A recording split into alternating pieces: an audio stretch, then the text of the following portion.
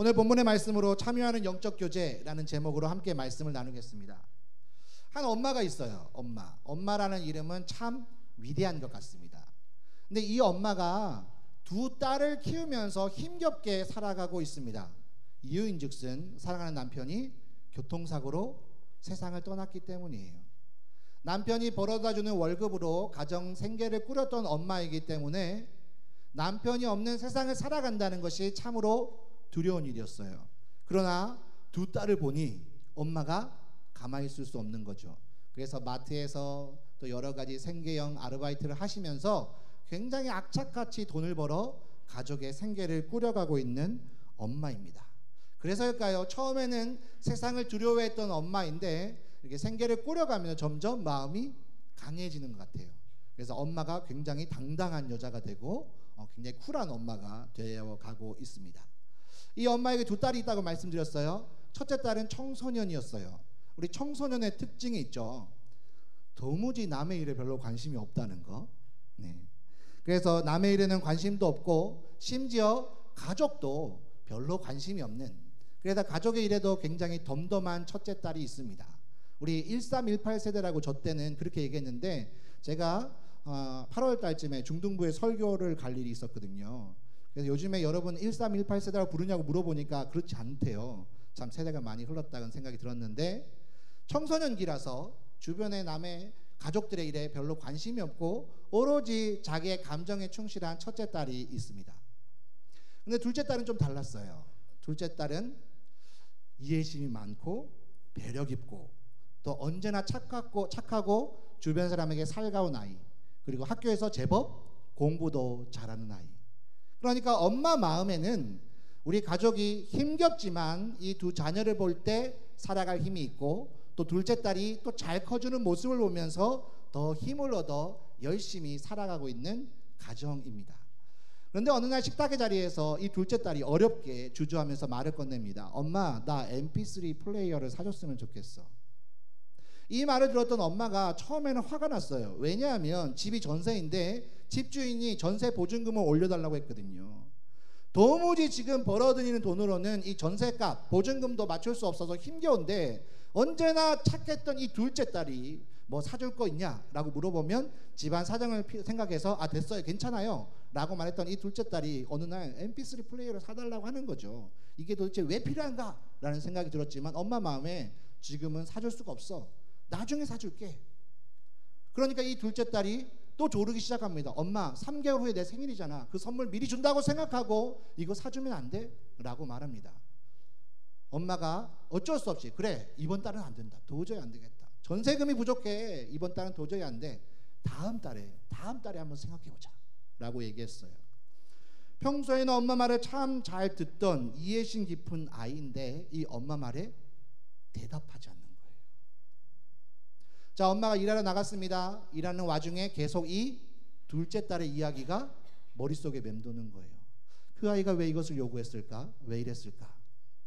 그게 너무나 마음에 걸렸던 나머지 집에 가는 길에 그래, 어차피 전세 보증금 부족한 건 똑같으니 둘째 딸 소원이나 들어주자 라고 해서 mp3를 사갖고 집에 왔더니 둘째 딸이 죽어 있는 거예요.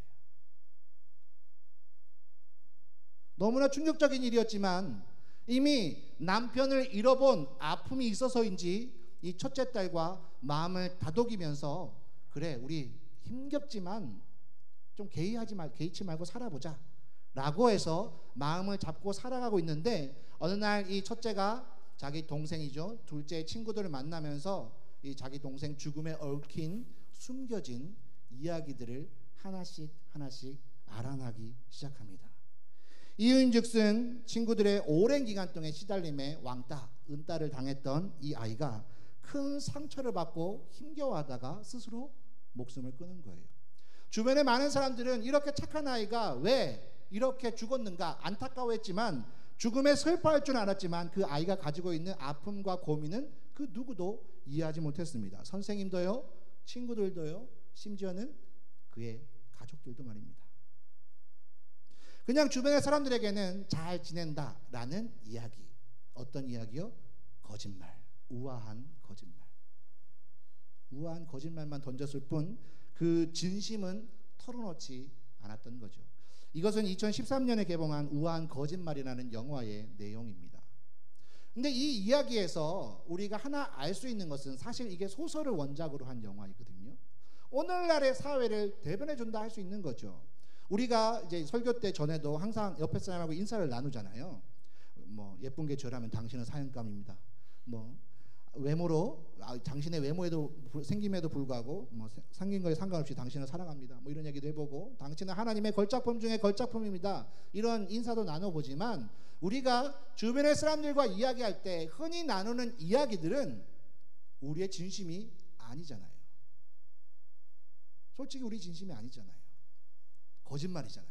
근데 거짓말이라고 한다면 좀 그러니까 우아한 그냥 내가 그냥 이 정도다라는 걸 보여줄 수 있는 그런 이야기들만 나눌 뿐이라는 사실이죠. 오늘날 세상은 진심이 담겨지지 않은 수많은 수식어들로 가득 차 있는 것 같습니다. 내가 나의 연약함들, 나의 아픔들, 나의 고민들을 남들에게 오픈하면 어떻게 되죠? 이 이야기가 돌고 돌고 돌아서 누군가한테 빡 나와요. 야, 너 요즘에 좀 실현당해서 마음이 어렵다며? 이런 식으로 돌고 돌고 돌아옵니다. 뒤통수를 뻥 맞은 것 같은 배신감을 느끼게 되죠. 그래서 우리의 진심의 이야기들을 잘 꾸며내지 않아요. 또 우리의 연약함들을 그렇게 드러내놓고 얘기하면 사람들이 우리를 얕잡아 보거든요. 그렇기 때문에 우리는 그 이야기를 오픈하지 않습니다. 때로는 나의 약점을 공개했을 때 저 사람이 이것을 통해서 나에게 더 큰 상처를 줄지 모른다는 두려움 때문에 우리는 우리의 이야기를 오픈하지 않습니다. 오늘날 이 땅을 살아가고 있는 많은 사람들이 사실 우리 마음속에 하고 싶은 이야기는 따로 있는데 그것을 하지 않고 그냥 겉으로 보여지는 모습에 치중하여서 그냥 우아한 거짓말로 가득 차 버렸다는 거죠. 에베소서 6장 12절에는 이런 구절이 소개되어 있습니다. 통치자들과 권세들과 이 어둠의 세상 주관자들과 하늘에 있는 악한 영들이 지배하는 곳이 어디다고요? 이 세상이라고요. 이 세상을 지배하는 세력들은 어둠의 세상 주관자들과 하늘에 있는 악한 영입니다. 이 세상은요, 하나님께서 직접적으로 다스리는 영역이 아니라 오히려 악한 세력의 영향이 더 강한 세대가 바로 이 세상이에요. 그렇기 때문에 이 세상에 살아가다 보면 우리는 어쩌면 더 많은 상처와 더 많은 아픔을 겪을 수밖에 없는 그러한 삶을 살 수밖에 없다는 거죠.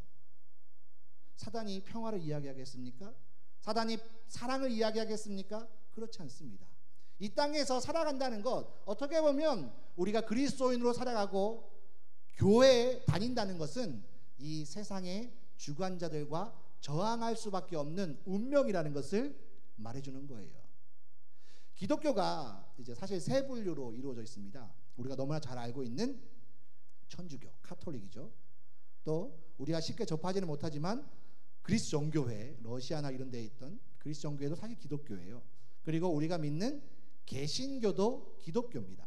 그런데 이 카톨릭 그리스 정교회는 워낙 그 이름이 너무 강력하기 때문에 기독교라 말하지 않고 천주교예요, 정교회예요, 이렇게 말하면 자기들의 어떤 정체성을 말하기 때문에 유독 좀 애매한 개신교만 기독교라는 말로 부르기도 합니다. 사실 기독교는 세 가지를 다 포함하고 있는데 오늘날 기독교 그러면 우리와 같은 개신교도들을 말하는 거죠.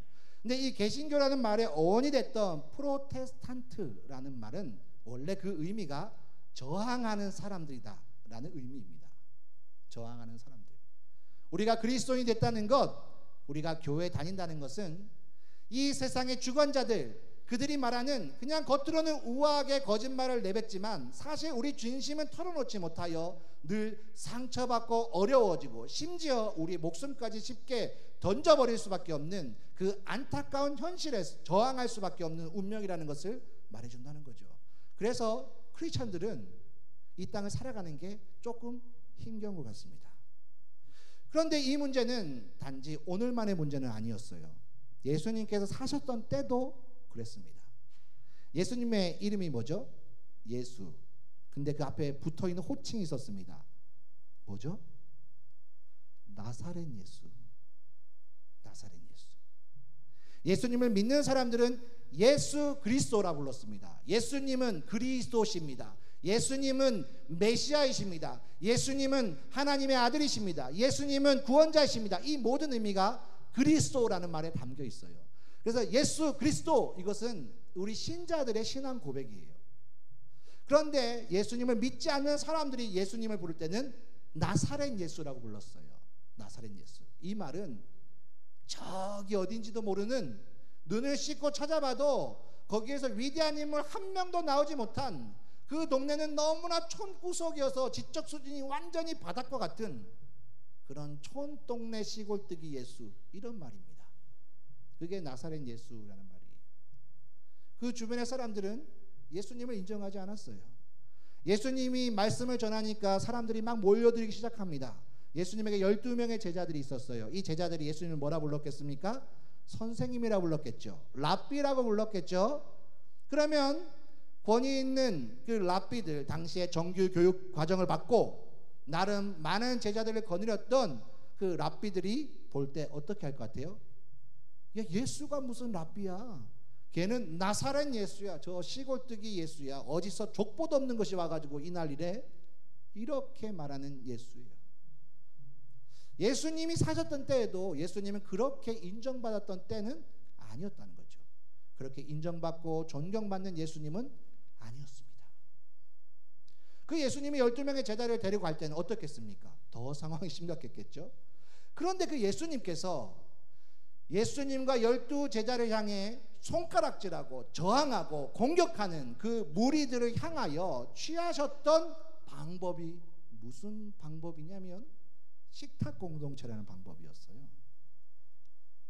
만약 예수님께서 제자들을 지식적으로만 가르치신다면 굳이 3년 반 동안 끌고 다니실 필요가 없었겠죠. 9시부터 12시까지 수업하니까 그때는 하던 일 멈추고 이곳으로 모여, 이러면 되는 거예요. 근데 예수님 그렇게 하지 않으셨어요. 뭐라고 하셨습니까? 나를 따라오너라. 그랬더니 제자 베드로가 모든 것을 버려두고 예수를 따라가더라. 성경에 이렇게 돼 있지 않습니까? 그는 예수님의 가르침을 듣고 예수님과 함께 자고 예수님과 함께 먹고, 예수님께서 선택하신 방법이 이 방법이었다는 거죠. 정리하자면 예수님을 공격하는 사람들에게 예수님께서 취하셨던 방법은 식탁 공동체. 물론 식탁 공동체만 있었던 건 아니에요. 가르침도 있었고 함께하는 것도 있었습니다. 하지만 거기에 식탁 공동체라는 게 있었습니다. 그런데 그 식탁 공동체를 오늘 고린도전서 10장에서 사도 바울은 뭐라고 말합니까? 그리스도의 몸에 참여합니다 라고 말하고 있습니다. 예수님께서 마지막 만찬, 6월절 만찬을 하시면서 제자들에게 내리신 명령이 있습니다. 기념하라, 계속하라 라고 명령하셨어요. 이게 얼마나 중요했는지, 우리가 생각할 때는 먹고 마시는 게 그렇게 중요할 것 같지 않은데 중요하더라는 거죠.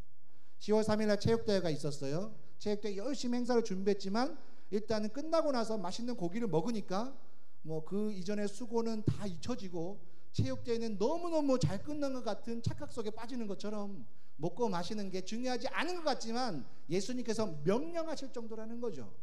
사도 바울은 그것이 무엇이다? 예수님의 몸에 참여하는 것이다 라고 말했습니다. 그렇습니다. 성찬은요, 주님의 몸에 참여하는 것이에요. 그러면 주님의 몸에 참여한다는 게 무슨 의미일까요? 첫 번째 의미는 익히 말씀드렸던 거죠. 이 세상에 그리스도인을 살아간다는 것은 끊임없이 저항할 수밖에 없는 운명인 것이죠. 우리의 힘으로는 결코 승리할 수 없다라고 성경이 말합니다. 우리의 대적 마귀는 우는 사자와 같이 삼킬 자를 두루 찾고 있다라고 말합니다. 그런데 우리가 예수 그리스도의 몸에 참여하게 되면 마귀를 대적하라 라고 성경이 되어 있는 것이죠. 그렇습니다. 주님의 몸에 참여해야 되는 첫 번째 이유는 바로 거기에 능력이 있기 때문이다 라고 말하고 있습니다. 성찬은 하나의 예식이 아니에요. 그냥 오늘 성찬식이네, 그래 떡 먹고 교회에서 포도주를 준대, 그래? 뭐 이렇게 마시는 그런 자리가 아닙니다. 주님의 몸에 참여함으로 그분의 능력을 힘입어 우리가 세상 가운데 승리하겠다라는 믿음의 고백이 일어나는 자리가 바로 성찬의 자리입니다. 두 번째로 성찬은 바로 하나님의 은혜에 참여하는 자리입니다. 무슨 말씀이냐면 오늘 저희가 읽었던 16절에 보면 그리스도의 몸에 참여함이 아니냐라는 말이 나오죠. 참여라는 말이 두 번에 걸쳐서 반복되어 나오고 있습니다. 성경이 여러 가지 번역이 있어요. 헬라어로 신약 성경이 쓰여졌는데 이후에 라틴어로도 쓰여지고, 마틴 루터가 종교개혁을 일으키면서 독일어도 번역하고 또 영어로도 번역하고, 영어는 굉장히 많은 버전이 있죠. 그리고 우리말 성경으로도 번역됐습니다. 우리말 성경도 우리가 읽는 개역 개정판이 있는가 하면 공동 번역, 쉬운 성경, 표준 새 번역, 우리말 성경 여러 번역본이 있습니다. 근데 라틴어 성경에 보면 이 참여하다라는 말을 아남네시스라는 말을 쓰는데요. 이게 뭐냐면 회상하다라는 의미가 있습니다. 회상하라, 기억하라, 회상하라 라는 의미가 이 참여하다라는 말 속에 있습니다. 아까 우리 이제 두 남매가 주 안에 있는 나에게라는 찬송을 불렀어요. 부르는데 제 가슴이 굉장히 찡한 거예요. 이 찬양은 저희 할머니가 정말 좋아하시던 18번 찬양이셨어요. 가정 예배를 드릴 때마다 그냥 앉자마자 주 안에 있는 이렇게 찬송을 부르셨어요. 그러면 이제 그 찬송을 듣고 가족들이 각자 방에 있다가 한 명, 두 명씩 이제 할머니 곁으로 모이는 거죠. 그러면서 동참하면서 이제 가정 예배가 자동적으로 시작되는 그 찬송이었어요. 저희 할머니가 저희 집으로는 처음으로 믿으신 분이에요. 할머니가 박해 속에서 믿음을 갖기 시작하셔서 이제 부모님 세대가 믿고 또 이제 손자 세대에서, 그러니까 저희 집안에서는 제가 처음으로 목사가 된 거거든요. 그래서 저희 할머니가 그렇게 기도를 많이 하셔서 이제 믿음을 이어 주셨는데, 제가 이제 목사가 되는 과정 가운데 있을 때 제 간절한 기도 제목이 무엇이었냐면, 할머니가 내가 목사가 되는 걸 꼭 보고 돌아가셨으면 좋겠다라는 바람이 있었어요. 그래서 할머니를 만날 때마다 할머니 10년을 더 기다리셔야 돼요. 할머니가 10년을 내가 어떻게 버티냐? 그래도 10년이 걸리니까 무조건 그때까지 살아 계셔야 된다고 이렇게 말하면서 함께 기도하고 눈물 흘렸던 그 할머니가 기억이 나더라는 거죠. 그래서 단지 그 찬송가 가사도 중요하지만 그 찬송가 가사 속에 저와 할머니의 추억이 있고 신앙이 있으니까 제 마음을 울리기 시작하는 거죠. 감동이 되더라는 거예요. 예수님의 제자들에게 성만찬은 어떤 의미였을까요? 6월절 마지막 날에 아무 생각 없이 성만찬을 먹었어요. 하지만 예수님은 그 다음날 십자가에 못 박혀 돌아가시고 부활하심으로 제자들 가운데 큰 기쁨이 있지만 40일도 채 지나지 않아 예수님은 하늘로 올라가셨습니다. 그 이후로 예수님을 직접 눈으로 볼 수는 없었어요. 예수님과 함께 걸었던 그 길, 예수님과 함께 굶었던 그 길, 예수님과 함께 기도했던 그 자리, 예수님과 함께 머물렀던 그 성도의 집, 예수님과 함께 먹었던 그 맛있는 생선, 그 모든 것들이 이제 제자들에게는 기억으로만 남는 것이죠. 사실 초대교회 공동체는 매번 예배 때마다 성찬이 있었습니다. 그 성찬을 먹으면서 하나님 주님의 말씀도 듣고 함께 교제했지만 무엇보다 예수님을 기억하는 거예요. 그래, 우리에게는 예수님 계시지. 비록 이 예루살렘은 어떻습니까? 예수님을 죽인 곳이에요. 예수 믿는 사람들을 대적하는 곳입니다. 당시에 예루살렘의 주된 권력층이었던 사내들인 공유에는 예수 믿는 것들이라면 잡아 죽이겠다 이렇게 눈을 뜨고 바라보던 사람이었어요. 당시에 그 지역을 다스렸던 헤롯은 예수님의 12제자인 한 명인 야고보를 참수시켜 죽였습니다. 절대로 세상은 그리스도인들에게 호락호락하지 않았어요. 그곳에서 눈치 보면서 힘겹게 일을 하고 모여서 빵을 뜯는 순간, 그래, 우리가 왜 이렇게 힘들지? 왜 이렇게 어렵지? 우리에겐 예수님이 있잖아. 예수님이 있잖아. 그것을 회상하는 자리가 바로 성찬이었습니다. 오늘 저희 성찬식이 바로 이 자리가 되길 원합니다. 성찬을 받을 때에 우리에게 예수님이 있음을 기억합시다. 그분은 십자가를 지시고 부활하심으로 인간이 두려워했던 최고의 문제였던 죄와 죽음의 문제를 해결하신 분이에요. 우리를 어렵게 하는 취업의 문제, 우리를 어렵게 하는 학점의 문제, 우리를 어렵게 하는 사람의 문제, 그까짓 거 아무것도 아닙니다. 물론 힘들지만 아무것도 아니에요. 왜요? 죄와 죽음의 문제를 예수님이 해결하셨거든요. 그 예수님이 바로 저와 여러분의 구주이십니다. 우리에겐 예수님이 있습니다. 그것이 바로 참여함의 의미입니다. 세 번째로 16절에 우리가 축복하는 바 축복의 잔은 그리스도의 피에 참여함이 아니냐라고 되는데, 이 축복의 잔이라는 말을 우리가 좀 더 주목해 보겠습니다. 너무 두려워하지 마세요. 이번 돼지가 마지막 돼지예요. 축복의 잔, 이 축복이라는 말이요 헬라어로 굉장히 재미있는 구절로 되어 있습니다. 그 유카리스라는 말을 쓰는데요. 카리스 혹시 어디서 들어보셨어요? 카리스라는 미국 CCM 그룹도 있었는데, 그리고 제가 여러분 만났을 때에 그 종로점에 카리스 음악점이라고 있었는데 국내에서 참 사기 힘든 희귀 CCM 음반들을 파는 곳이 있었어요. 그런 곳이 지금 없어졌는지는 잘 모르겠지만 아마 없어졌을 것 같아요. 카리스는 은혜라는 말입니다. 은혜. 우리도 청년부에도 은혜가 넘치죠. 한 분도 아니고 여러분이 계신데 은혜라는 말이에요. 그래서 사도 바울이 항상 편지를 쓸 때 너에게 은혜와 평강이 있을지어다 라고 했을 때 그 은혜가 바로 카리스라는 말입니다. 그리고 헬라에서 유라는 말은 좋다, 정말 좋다 라는 말을 쓸 때 유라는 말을 쓰거든요. 그럼 유카리스는 뭡니까? 은혜이긴 있는데 정말 좋은 은혜, 유은혜가 아니에요. 정말 좋은 은혜를 말합니다. 정말 좋은 은혜. 그러니까 축복의 잔할 때 축복은 하나님께서 우리에게 주시는 정말로 좋은 은혜가 축복이라고 번역되어 있어요. 그런데 이 유카리스의 첫 번째 뜻은 축복이 아니에요. 감사드리다. 이게 첫 번째 뜻입니다. 놀랍지 않습니까? 하나님께서 우리에게 주시는 좋은 은혜, 하나님께서 우리에게 주시는 최고의 복이 뭐냐? 그것은 바로 우리가 감사를 드리는 거예요. 이것은 우리가 여러 각도로 생각해 볼 수 있을 것 같습니다. 우리가 하나님께 감사를 드릴 때에 가장 좋은 은혜가 우리에게 내린다라는 의미로 해석될 수도 있지만 저는 다르게 말씀을 드리고 싶어요. 하나님께서 우리에게 주시는 최고의 은혜가 바로 우리가 감사를 고백할 수 있는 환경이라는 거예요. 감사를 고백할 수 있는 상황이라는 거예요. 감사를 고백할 수 있는 믿음이라는 것입니다. 그것을 말하는 거 아닐까 생각합니다. 하나님께서 이 축복의 잔, 하나님께 주시는 최고의 은혜에 참여하는 자리, 그것은 바로 감사를 드리는 것이다. 그 감사 드림을 누리는 것이다 라고 말합니다. 성찬에는 하늘의 신비가 있다고 말합니다. 그곳에는 풍성한 은혜와 사랑이 가시적으로 나타나는 사건이 바로 성찬이라고 많은 신학자들이 이야기합니다. 이렇게 어려운 용어는 잃어버리더라도 우리가 꼭 기억해야 될 것, 그것은 바로 하나님이 우리에게 감사를 주셨다는 거예요. 우리가 감사를 드리고 감사를 고백하고 감사를 드릴 수 있는 믿음이 있다는 것, 이것이 바로 최고의 축복입니다. 따지고 보면 사실 우리는 많은 것을 가진 사람은 아니에요. 우리에게 억 같은 재물이 있는 것도 아니고 아주 장동건과 고소영처럼 잘생긴 배우자가 있는 것도 아니고 또 으리으리한 100평의 집이 있는 것도 아니고 아주 보장된 미래가 있는 것도 아닙니다. 그런 분 혹시 있으신가요? 다들 긴장하게 계셔서. 있는 것 아닙니다. 남들이 볼 때 그렇게 부러워할 조건 갖추지 못했어요. 하지만 반대로 생각하면 그렇다고 우리가 그렇게 없는 것도 아니에요.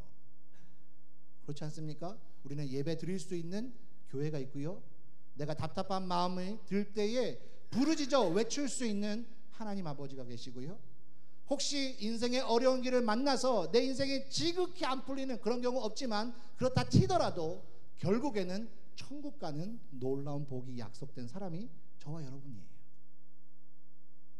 그러니 감사하지 않을 수 없는 것이죠. 그래서 다윗은 뭐라고 이야기합니까? 여호와는 나의 목자가 되시니 내가 넘치도록 풍성하리라. 아닙니다. 여호와는 나의 목자 되시니 내가 부족함이 없다. 많은 게 있는 것은 아니나 부족한 것도 없어. 참 감사한 일이네. 그것은 바로 하나님이 나의 목자가 되시기 때문이지. 오늘 성찬의 자리가 바로 이 사실을 깨닫는 자리가 되길 원합니다. 하나님은 이미 우리를 위해 많은 것을 주셨어요. 그것을 생각해 봅시다. 떡을 먹으면서 포도주를 마시면서 저희 교회의 성찬 떡과 포도주는 굉장히 맛있는 특징이 있습니다. 일단 맛에 감사를 드리시고요, 맛있는 거 드시면서 하나님께서 나에게 주셨던 부족함이 없는 은혜를 떠올려 보십시오. 생각해 보면 많을 거예요. 성찬은 바로 그러한 자리입니다. 오늘 말씀을 정리하면요, 참여하는 영적 교제, 즉 성찬을 말하는 것이죠. 우리는 이 세상을 저항할 수밖에 없는 운명을 타고난 그리스도인들입니다. 예수님께서 제자들에게 가르쳐 주신 방법, 성찬. 그곳에는 주님의 능력을 힘입는 것입니다. 그곳에는 예수님이 나와 함께 하신다는, 예수님 때문에 내가 이것을 하잖아 라고 기억하는 자리입니다. 그것은 감사를 드릴 수 있는 자리입니다.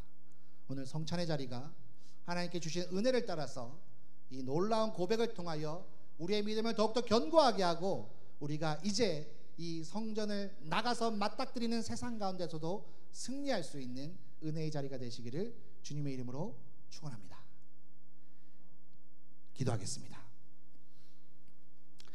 사랑과 은혜가 풍성하신 하나님, 하나님께서 우리를 사랑하셔서 오늘 이 자리로 불러주시고 주님의 은혜 가운데 거하게 하셔서 감사합니다.